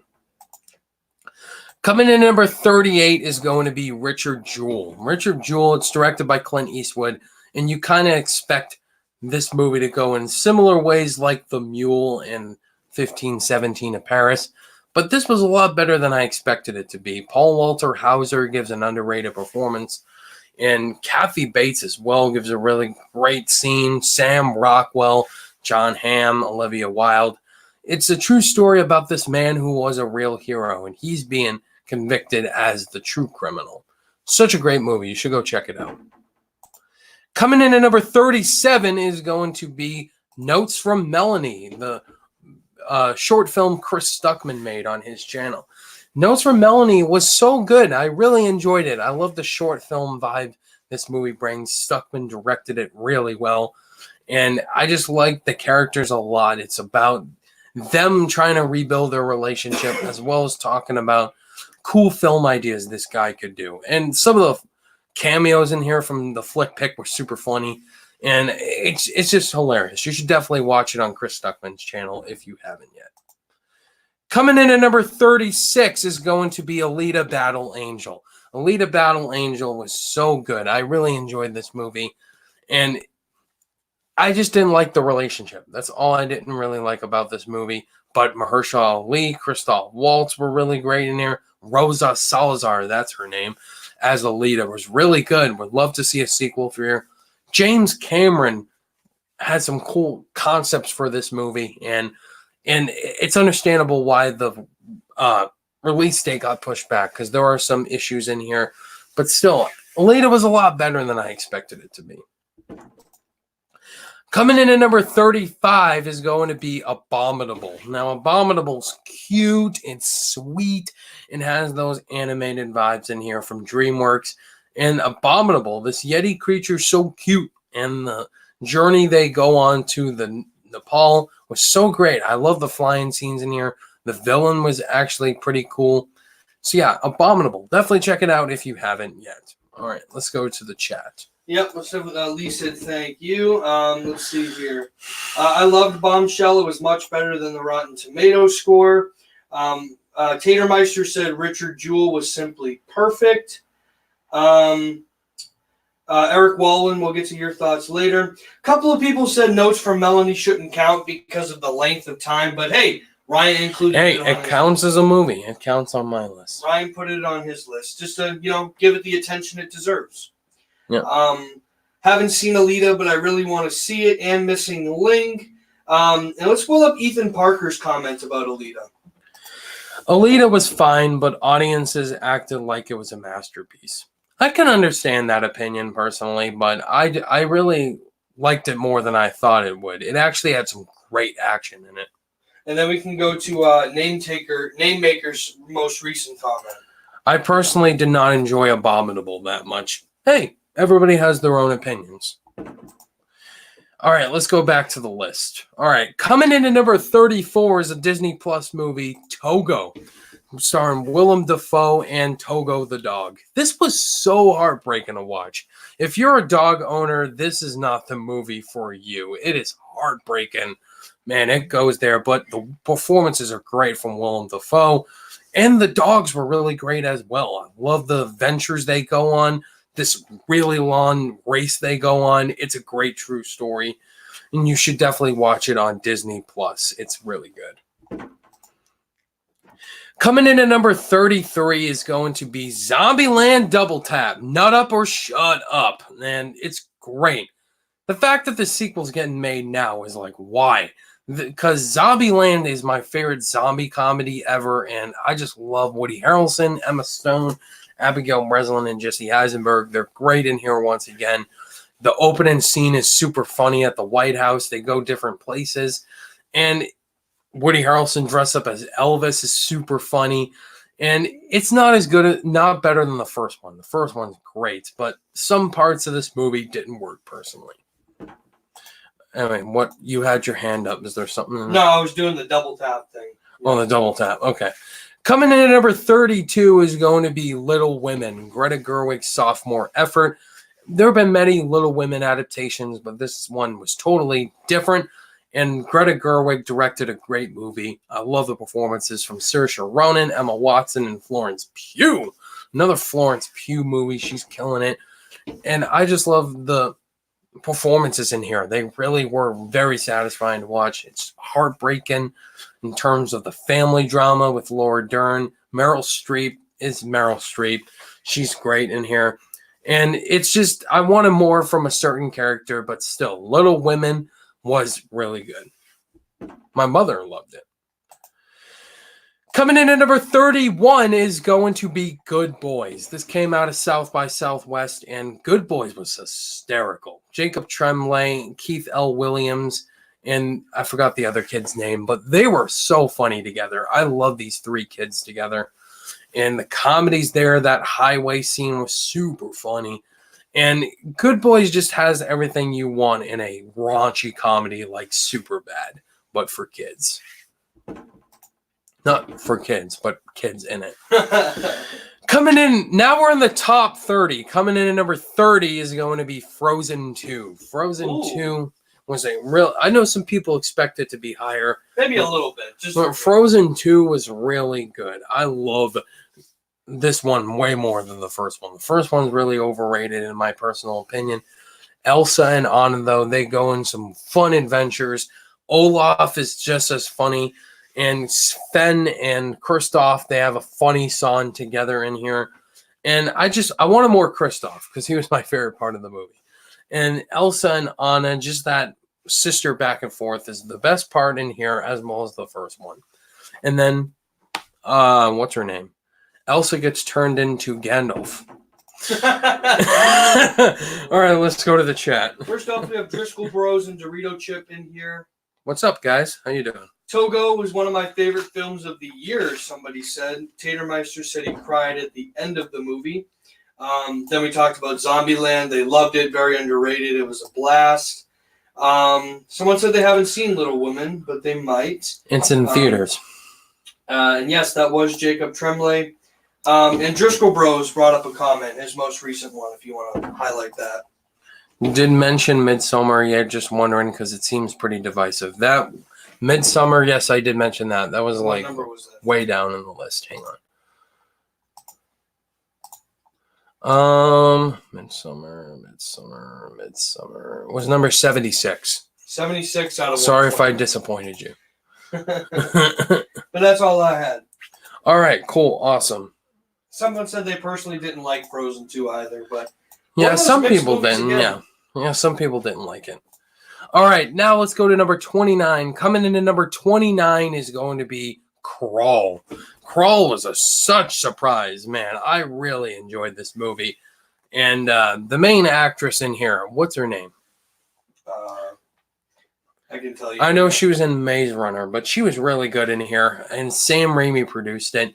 And it's a crocodile movie where she goes back to her house to find her father and these crocodiles. There's so many crocodiles in this movie, and it's super entertaining. I really enjoyed the intensity, the scares in here. And Crawl just had some of the fun, entertainingly scary scenes of the year. Kaya Scodelario. Yeah, that's her name. Really liked her in here. She was also in Extremely Wicked. Coming in at number 28 is going to be, I think, the biggest surprise of the year. Nobody expected it to be this high on the list. Ready or Not. Ready or Not was so entertaining. I really loved the scenes in this movie from Samara Weaving. She was really great in here. And the concept of this movie of having a family that is rich and they decide to kill her during this hide and seek game. And Ready or Not has some of the funniest kills in here. And that ending, oh my God, that ending was great. I really enjoyed Ready or Not. If you haven't seen it, definitely watch it.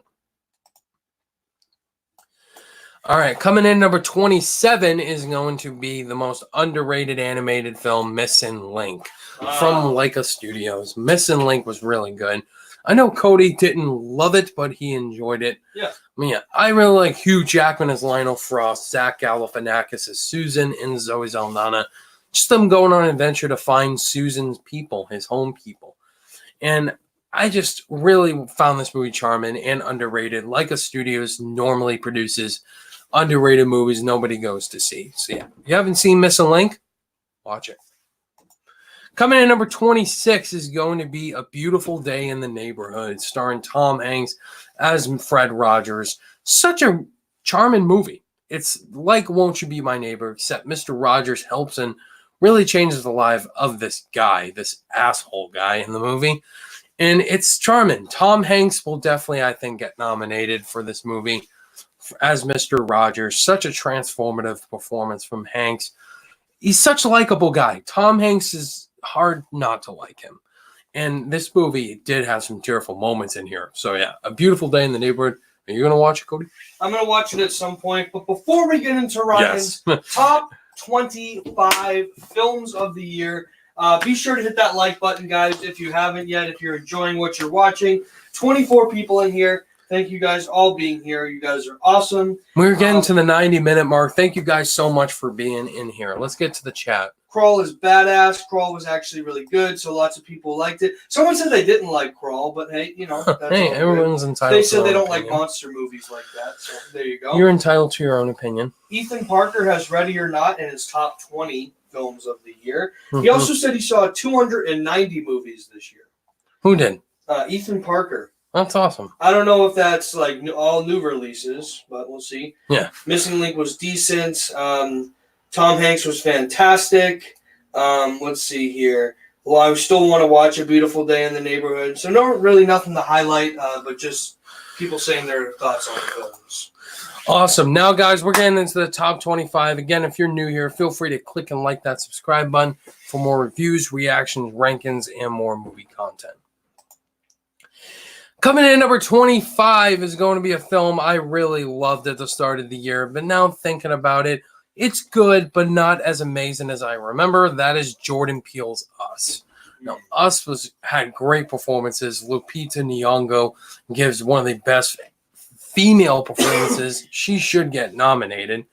But regardless, Jordan Peele takes the great slasher routes of this movie with golden scissors, and I really like this movie, but I didn't love it as much as the first time.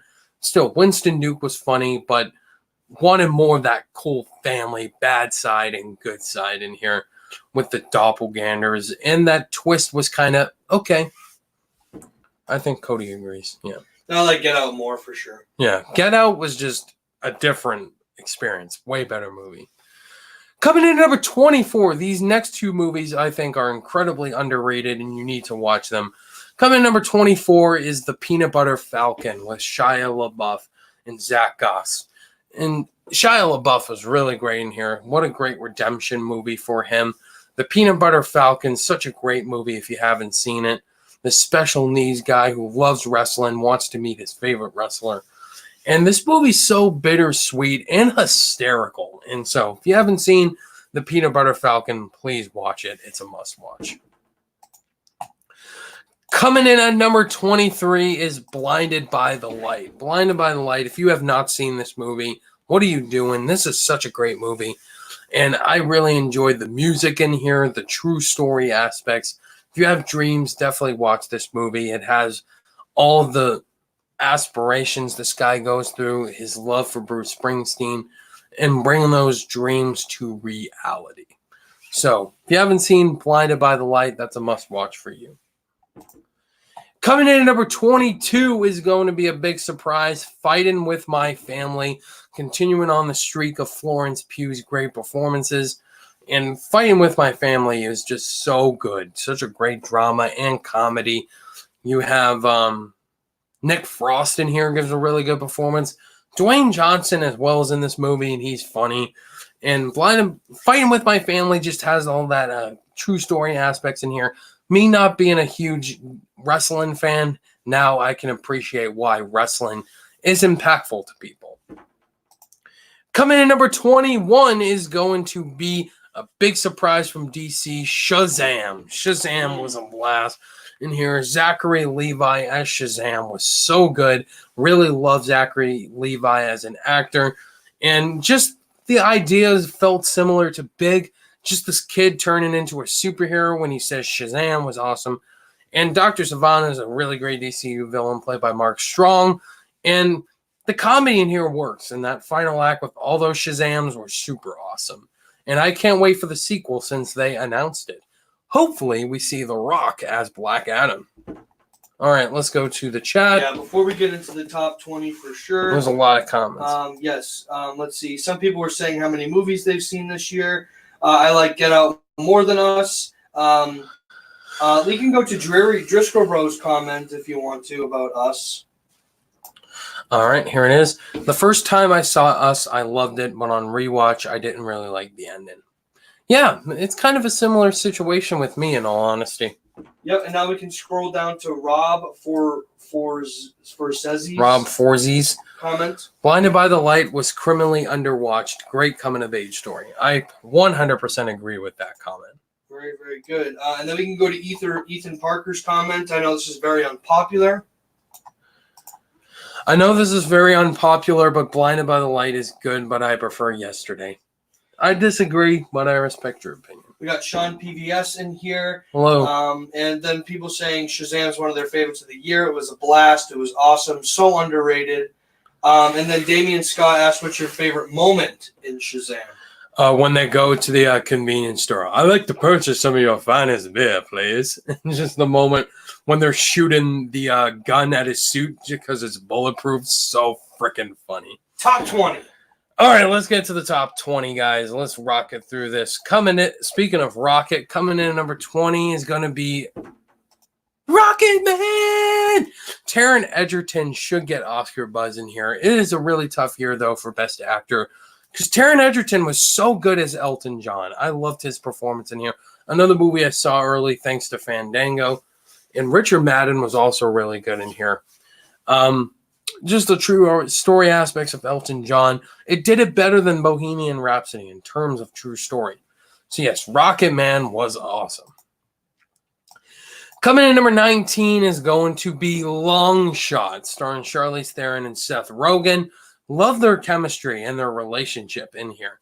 It is a raunchy comedy of all raunchy comedies, and I just really enjoyed the story to it. It wasn't just a typical raunchy comedy.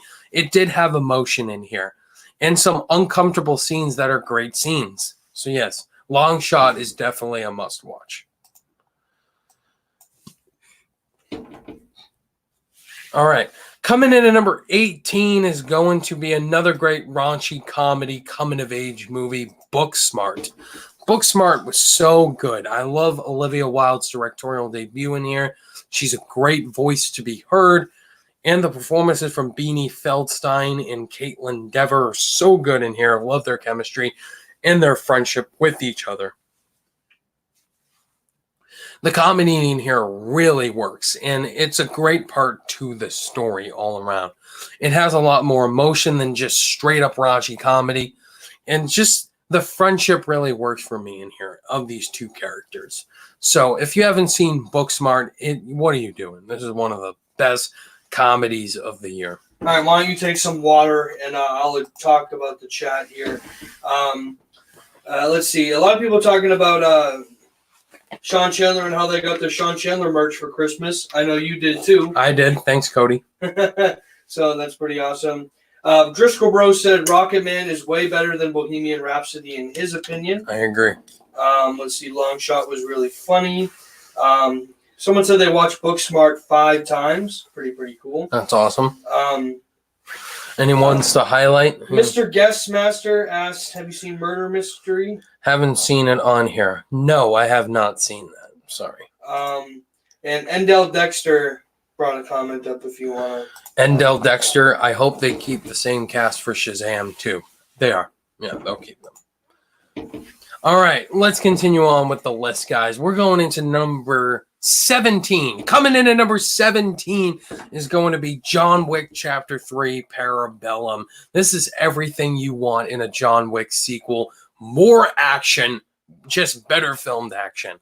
The knife fight, the car chases, motorcycle chases, John Wick on a freaking horse and beating people up, shooting people left or right. It's everything you want in a John Wick movie, and it's awesome. Halle Berry was also a great addition in here. I loved her character.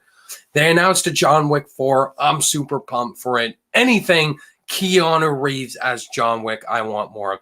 As far as the other John Wick movies, I liked it more than John Wick 2, but the first one's still the best to me. Still really enjoyed John Wick 3.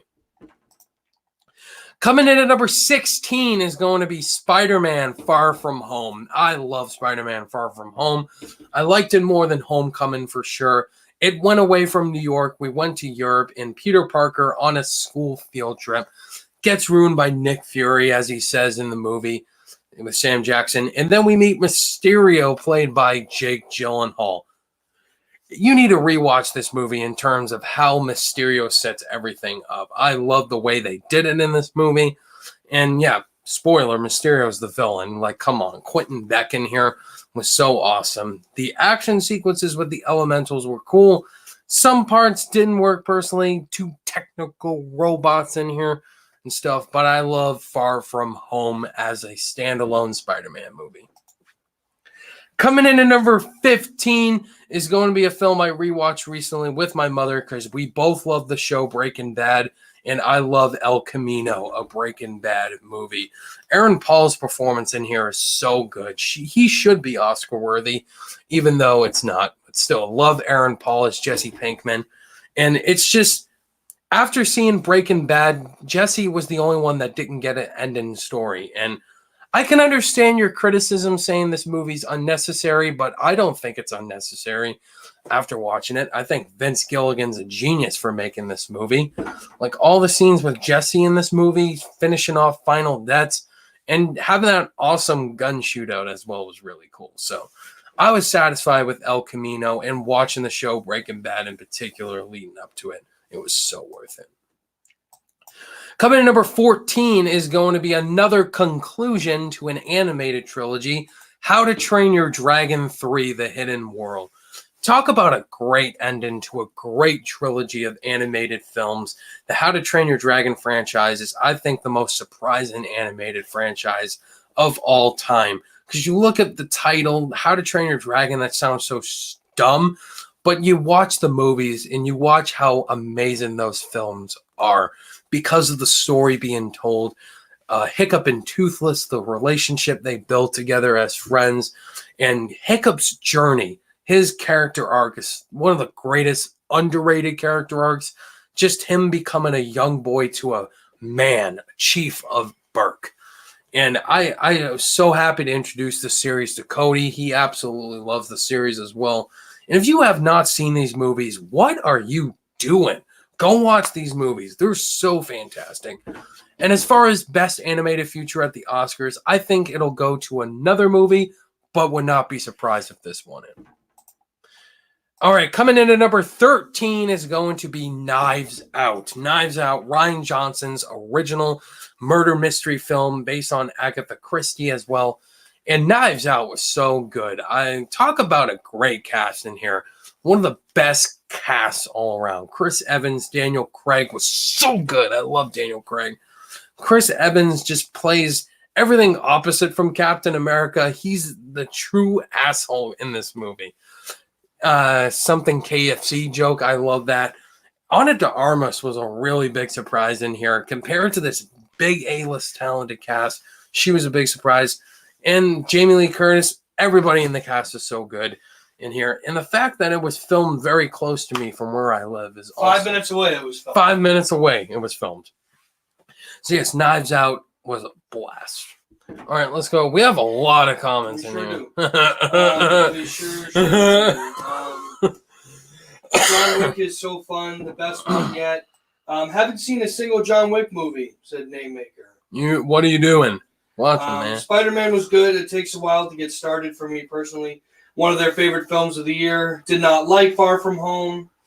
Driscoll Bros asked if you got a chance to see Queen and Slim. No, I Did not haven't. get a chance to see it. Let's see.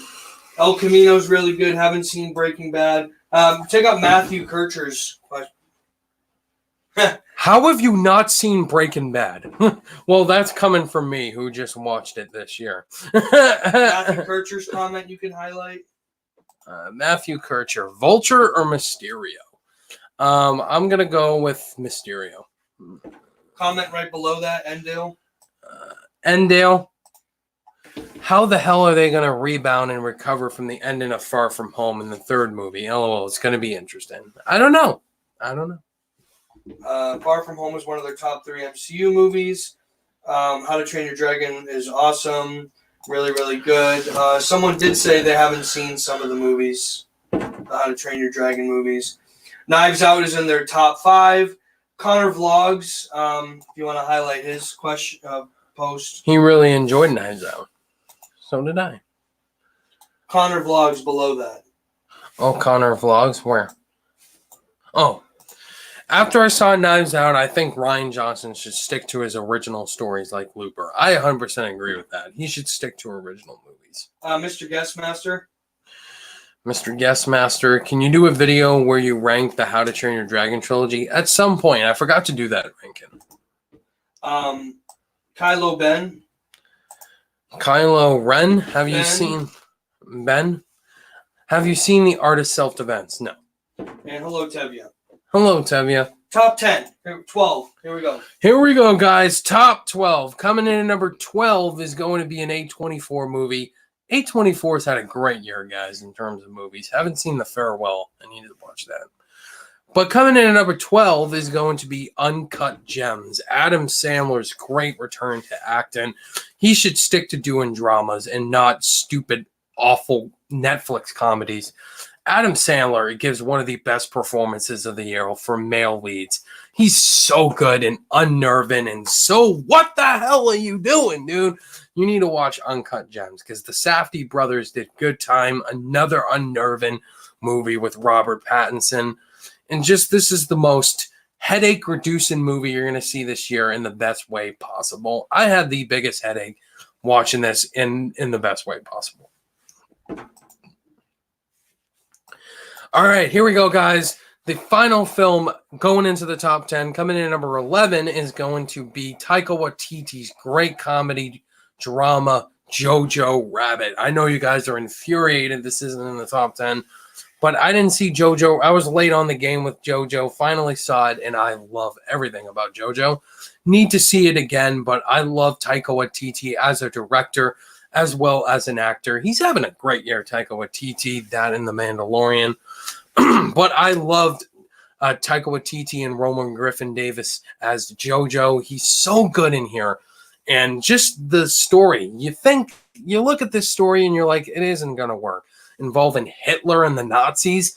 But it works. It's so funny. It's so charming. Sam Rockwell was also great in here. And Thomas and Mackenzie. So yeah, and Scarlett Johansson as well. This is another great year for ScarJo. Her best year. So yeah, Jojo Rabbit, one of the best films of the year. Such a delightful film. Joseph Reviews is here. Uncut Gems was so good. Jojo Rabbit was great. It was pretty good, but it's tonally poor. Jojo Rabbit? Oh, yeah. I disagree. Here we go. Here we go, guys. The top 10 list, even though you guys saw it on my channel. You're just going to go right through the 10, then we'll go to the comments. All right, let's go right through the top 10 here.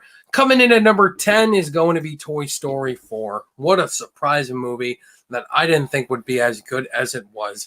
But it ended Woody's story perfectly. Wanted more from the original characters, but I love the new characters, so it worked for me. Coming in at number 9 is Ford v Ferrari. James Mangold, what a great director he is. And Christian Bale and Matt Damon give some of the best performances of the year. And such a great true story of this long race. Coming number 8 is Waves, another great A24 movie you guys need to watch if you haven't. Underrated is Kelvin Harrison Jr. and Sterling K. Brown. Their performances are heartbreakingly awesome. And Trey Edward Schultz did It Comes a Night and now this, and it's better. Number 7 is The Irishman, Martin Scorsese. Despite what you think of him, what he said to your favorite MCU movies, you gotta appreciate and separate the art from the artist and what he did create in The Irishman. Bringing back so many legends like Joe Pesci and Al Pacino and Robert De Niro together is something you're never going to see again. And it works in here in this 3.5 hour long epic. Number 6 is Joker. Joaquin Phoenix gives one of the best performances of the year as Arthur Fleck, the Joker, a man bitten and beaten down by society and becomes an evil sociopath in the Joker. In terms of not feeling like a Batman movie, bringing in the Wayne aspects in here made Joker really work and terrifying to watch. Number 5 is Marriage Story, one of the most realistic, well-acted movies you're going to see this year from Adam Driver and Scarlett Johansson. The argument scene, everyone talks about that argument scene, and it works because the acting feels real, feels like you're watching a real divorce happen on screen. Noah Baumbach did amazing with here. Number 4 is Once Upon a Time in Hollywood. Just everything a filmmaker does in here is this movie's for film lovers only. You're going to love this movie. Leonardo DiCaprio and Brad Pitt are so good in here. Brad Pitt is my front runner for supporting actor. Just Tarantino, everything he does in here in terms of the Manson stuff as well as filmmaking just is everything for a film lover to eat up. for lunch or dinner. Number 3 is Parasite. Bong Joon-ho, one of the biggest voices in Hollywood right now, after doing Snowpiercer, made Parasite his masterpiece, his Citizen Kane or Godfather. Just a story about a family, a poor family taking over a rich family's life, in one of the most shocking dark comedies and dramas of the year. So yeah, Parasite blew me away. I need to see it again. Number 2 is Robert Eggers' sophomore effort, The Lighthouse. Way better than The Witch, in my personal opinion. I love Willem Dafoe and Robert Pattinson being stuck and stranded on this island. It's filmed in black and white, and Robert Eggers creates a chilling performance here from Dafoe, who should get Oscar nomination consideration, and a lot of stuff about Greek mythology. So you need to see it again. I love this movie. And number 1 is Cats. I'm just kidding. Avengers Endgame. I've talked about this movie too many times, but it works for me. Endgame did everything I want for the MCU, including concluding a great 11-year journey with these characters. And what else needs to be said? All right, that is the list. Now let's go through the whole entire chat, Cody. Yeah, let's go through it. Some people gave their top 5s. Let's see here. Toy Story 4 was great. Best animated film of the year. I thought Toy Story 4 was the weakest of the trilogy, but still a good movie. I'm glad Toy Story 4 explained what happened to Bo Peep. Someone gave their top 10. If you want to highlight Dreary Doll's comment. What's up? What did you say? If you want to highlight Dreary Doll's comment. Dreary Doll. Oh, here it is. Whose Joker's performance was the best? Well, I did a video on this, Dreary Doll. You can go watch my ranking on all the Joker actors to find out. Marriage Story was good. Joker was great. Yeah, just a lot of people giving their thoughts on the film. Avengers Endgame is the best movie ever. I think I missed it, but what number did you put it? Chapter 48. 48, okay. Yeah. Joker was number 6. Joker was number 6. Joker was number 6 on Ryan's list. Sademacher. Yeah.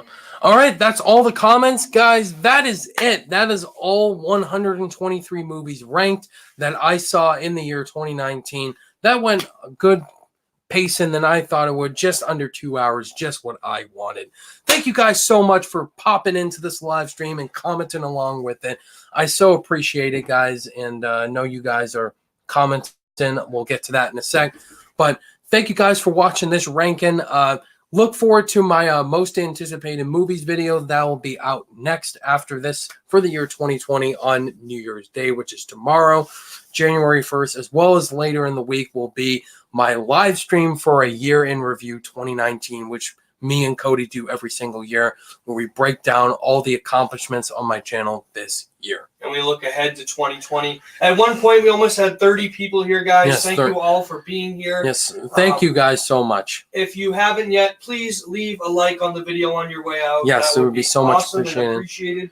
And subscribe if you're new. Yes. Look out for the most anticipated movies of 2020 coming out in the next coming days. I'm not sure when that's going to come out yet, but Happy New Year, everybody. Yes, this is the final video in 2019, guys. Happy New Year to every single one of you guys.